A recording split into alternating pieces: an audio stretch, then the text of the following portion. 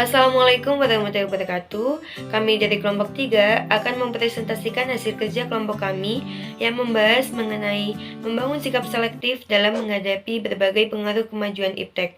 Sebelumnya, perkenalkan dulu, saya Winnie Pratiwiningsih dari kelas 12 MIPA 6 presensi 34 dan anggota lainnya yaitu teman saya Ahmad Khairuddin Albar presensi 1, Muhammad Wahyu Fajar Purnomo presensi 17, Niken Oktakandayas presensi 19 dan Raditya Ilham Firdaus presensi 23. Materi yang akan kelompok kami bahas yaitu mengenai membangun sikap selektif dalam menghadapi berbagai pengaruh kemajuan iptek, yang diantaranya ada 3 subtema, yaitu yang pertama, sikap tanggung jawab dalam pengembangan iptek, yang kedua ada pengertian dari sikap selektif, yang ketiga adalah contoh sikap selektif dalam menghadapi berbagai pengaruh kemajuan iptek. Saya Muhammad Wahyu Fajar Purnomo, absen 17, akan menjelaskan tentang sikap tanggung jawab dalam pengembangan iptek. Sikap tanggung jawab dalam pengembangan iptek terhadap Pancasila. Dalam kaitannya, perkembangan iptek, utamanya pada sila pertama, sebenarnya telah memberikan peringatan kepada kita bahwa semua ilmu yang ada di dunia merupakan berkat dari Allah Subhanahu wa Ta'ala. Alam semesta ini merupakan objek kajian dari ilmu pengetahuan. Tuhan menciptakan alam semesta ini tidak lain adalah untuk kemaslahatan umat manusia. Mengingat akan hal itu, sebenarnya kita semua sudah mengembangkan dan menerapkan iptek selayaknya kita mengingat ajaran dan perintah Tuhan. Sikap tanggung jawab dalam pengembangan iptek terhadap Undang-Undang Dasar 1945 mengamankan bahwa tujuan nasional bangsa Indonesia adalah yaitu memajukan kesetaraan umum dan mencerdaskan kehidupan bangsa. Untuk itu, upaya memanfaatkan, mengembangkan, dan menguasai iptek diarahkan agar senantiasa meningkatkan kecerdasan manusia, meningkatkan pertambahan nilai barang dan jasa, serta kesejahteraan masyarakat melalui percepatan industrialisasi sebagai bagian dari pembangunan. Pengertian sikap selektif. Sikap selektif adalah sikap memilih-milih, melakukan seleksi, atau melakukan penyaringan untuk memisahkan hal baik dengan hal buruk dari sesuatu. Sedangkan iptek adalah singkatan dari ilmu pengetahuan dan teknologi. Membangun sikap selektif dalam kemajuan iptek bisa diartikan menelaah isi dari perkembangan iptek yang dapat dipilah menjadi suatu hal yang menguntungkan atau bisa merugikan. Sikap yang harus diwujudkan dalam kemajuan iptek di bidang secara umum. Yang pertama, kita harus berpegang teguh pada dasar-dasar negara dan konstitusi. Yang kedua, mengamalkan nilai-nilai Pancasila dalam kehidupan sehari-hari. Yang ketiga, menegakkan supremasi hukum. Yang keempat, menolak iptek yang memberikan pengaruh buruk pada HAM dan menyalahi dasar negara. Yang terakhir, pendidikan yang kuat akan dasar negara, nilai agama, dan nilai di sekolah harus dilakukan. Saya, Winnie Pratiwiningsih dari kelas 12 MIPA 6 presensi 34 akan menjelaskan mengenai sikap yang harus diwujudkan dalam kemajuan iptek dalam bidang politik. Ada 6. Yang pertama, mengembalikan demokratisasi dalam segala bidang. Yang kedua, mengaktifkan masyarakat sipil dalam arena politik. Yang ketiga, mengadakan reformasi lembaga-lembaga politik agar menjalankan fungsi dan peranannya secara baik dan benar. Yang keempat, memperkuat kepercayaan rakyat dengan cara menegakkan pemerintahan yang bersih dan berwibawa. Yang kelima, menegakkan supremasi hukum. Yang keenam, memperkuat polisi Indonesia dalam kancah politik internasional. Saya Raditya Ilham Firdaus, presensi 23. Sikap yang harus diwujudkan dalam kemajuan iptek bidang ekonomi.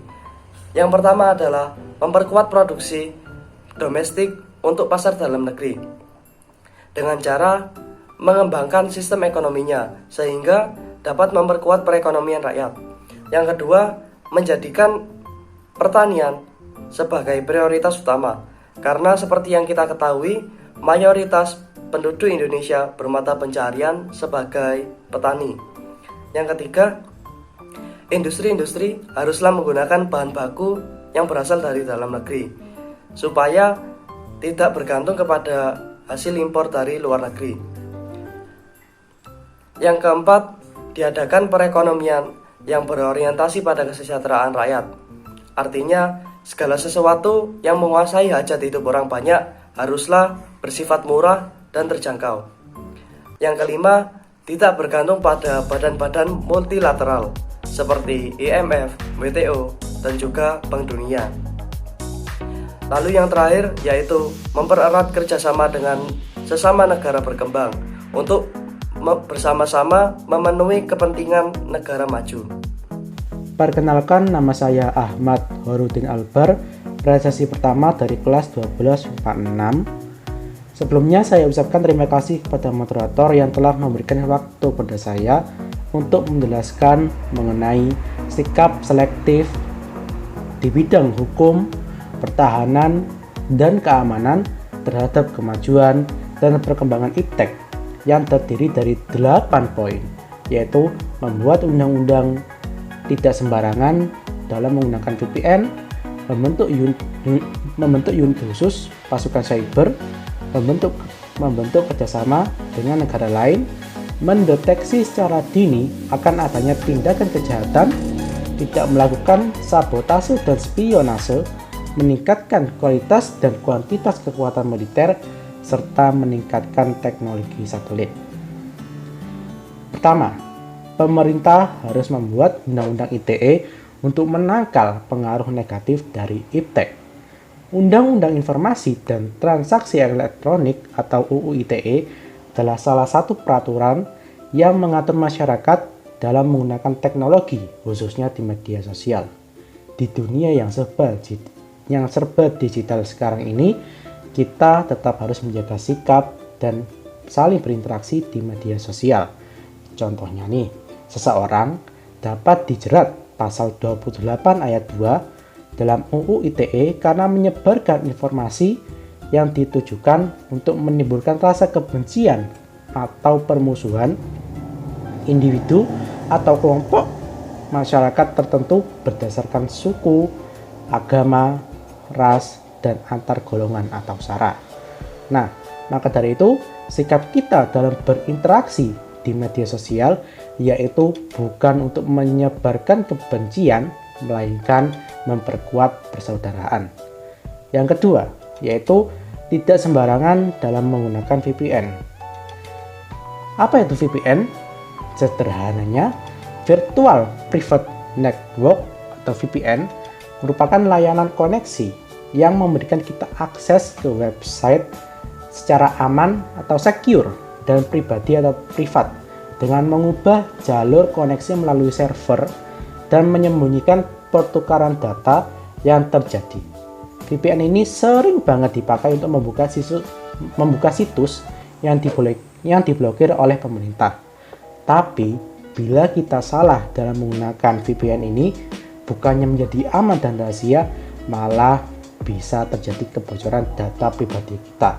Maka kita harus tetap waspada. Yang ketiga adalah membentuk unit khusus pasukan cyber dalam pertahanan dan keamanan negara. Perang di dunia cyber menjadi ancaman akibat adanya kemajuan iptek.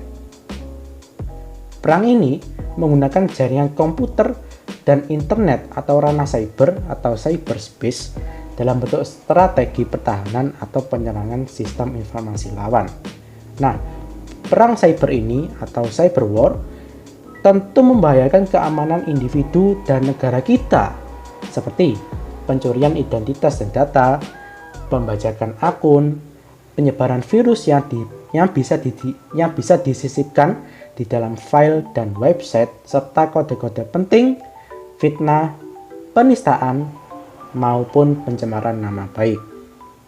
Maka dari itu, pada tanggal 23 Oktober tahun 2012, Menteri Pertahanan membentuk tim kerja pertahanan dunia maya untuk menyelamatkan database Indonesia, menyerang informasi, memberikan data informasi yang akurat, serta melumpuhkan sistem pertahanan informasi dan komunikasi lawan sebelum menyerang Indonesia. Nah, selain 3 poin tadi, ada 5 poin penting sikap selektif kita dalam perkembangan iptek di bidang hukum, pertahanan, dan keamanan, yaitu membentuk kerjasama dengan negara lain pastinya, mendeteksi secara dini akan adanya tindakan kejahatan, tidak melakukan sabotase dan spionase, meningkatkan kualitas dan kuantitas kekuatan militer, serta meningkatkan teknologi satelit. Saya Niken Oktakandayas, presensi 19. Di sini saya akan menjelaskan mengenai pengaruh iptek terhadap bidang sosial budaya. Dalam bidang sosial budaya, kemajuan iptek mempengaruhi perilaku masyarakat seperti fashion, informasi, dan media sosial. Ada beberapa pengaruh gaya hidup yang merupakan pengaruh negatif dari kemajuan iptek itu sendiri, sehingga kita perlu membatasi diri dengan nilai-nilai Pancasila, serta keterbukaan informasi dan juga ilmu pengetahuan. Bagi Indonesia, pengaruh tersebut harus disaring menggunakan nilai-nilai Pancasila sebagai jati diri bangsa. Beberapa nilai dan perilaku yang harus diterapkan bangsa Indonesia untuk bersikap selektif terhadap kemajuan iptek di bidang sosial budaya adalah dengan cara yaitu terbuka terhadap inovasi dan perubahan, merawat kearifan lokal, budaya, dan adat istiadat masyarakat Indonesia yang beragam, berorientasi pada masa depan dan bisa memanfaatkan kegunaan iptek, lebih selektif dan dalam menyerap informasi yang ada, dapat memanfaatkan kegunaan iptek secara efektif dan efisien, bukan hanya silau dengan tampilan, misalnya gaya berpakaian atau gaya hidup konsumtif, menghargai pekerjaan sesuai dengan prestasi, menggunakan potensi lingkungan secara tepat untuk pembangunan berkelanjutan, dan menghargai dan menghormati hak-hak asasi manusia.